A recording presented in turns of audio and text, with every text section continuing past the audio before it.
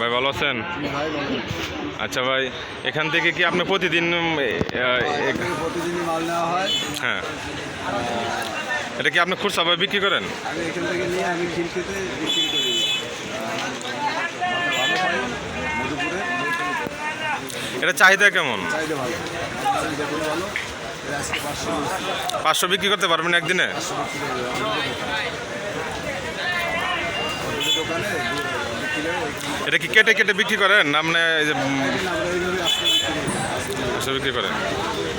মানে প্রতিদিন কি এখান থেকে নেওয়া হয়? হ্যাঁ,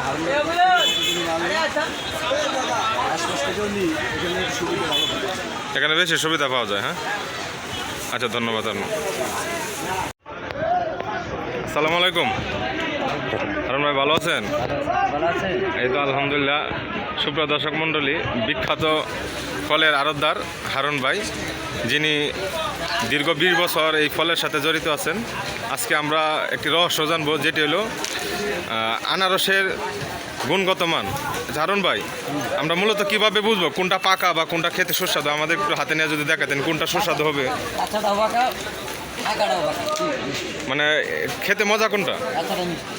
মানে অনেক সময় বাজারে দেখা যায় বিষ দিয়ে তৈরি করে, সেক্ষেত্রে আমরা কিভাবে বুঝবো যে এটা কোনটা বিষ ছাড়া?